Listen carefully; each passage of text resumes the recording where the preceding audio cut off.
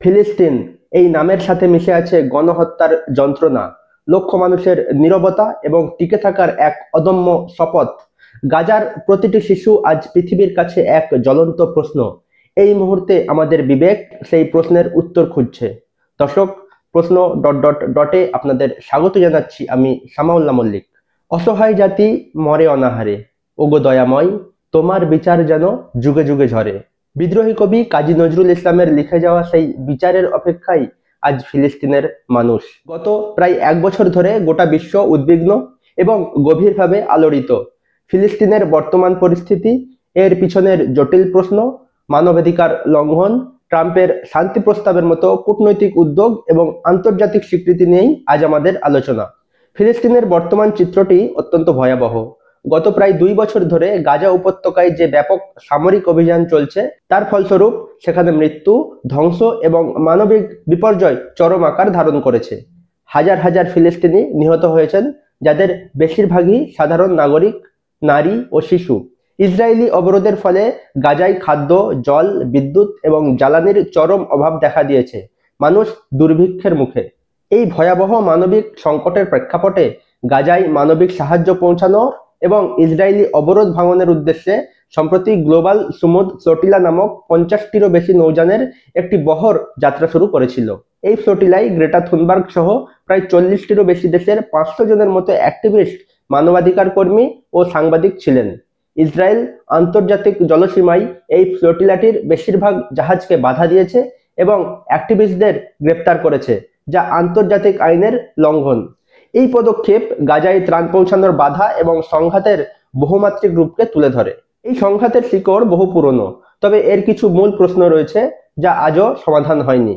Israel কর্তৃক পশ্চিম তীর এবং পূর্ব জেরুজালেম দখল করে রাখা এবং সেখানে অবৈধ ইসরায়েলি বসতি স্থাপন আন্তর্জাতিক আইনের সুস্পষ্ট লঙ্ঘন। গাজাকে ঘিরে রাখা ইসরায়েলি অবরোধ এই অঞ্চলের মানুষের জীবনকে দুর্বিষহ করে তুলেছে। লক্ষ লক্ষ ফিলিস্তিনি শরণার্থীর নিজ ভিটেমাটিতে ফিরে আসার প্রত্যাবর্তনের অধিকার আজও এক অমীমাংসিত প্রশ্ন। এই সংঘাত নিরসনে আন্তর্জাতিক ও কূটনৈতিক তৎপরতা জোরদার হয়েছে, যার মধ্যে উল্লেখযোগ্য হল ডোনাল্ড ট্রাম্পের শান্তি প্রস্তাব এবং ফিলিস্তিনের আন্তর্জাতিক স্বীকৃতি। গাজার যুদ্ধ বন্ধের লক্ষ্যে মার্কিন প্রেসিডেন্ট ডোনাল্ড ট্রাম্প সম্প্রতি একটি শান্তি পরিকল্পনা পেশ করেছেন।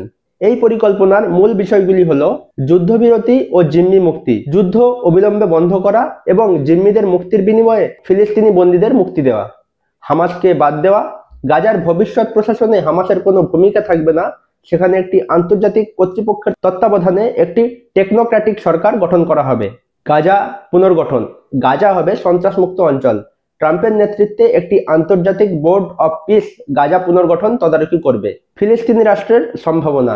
এই প্রস্তাবে ভবিষ্যতে একটি ফিলিস্তিনি রাষ্ট্র গঠনের পথ খোলা রাখার কথা বলা হয়েছে, যদিও তা ফিলিস্তিনিদের স্বনিয়ন্ত্রণের আকাঙ্ক্ষা পূরণের জন্য যথেষ্ট নয় বলেই অনেকে মনে করছেন।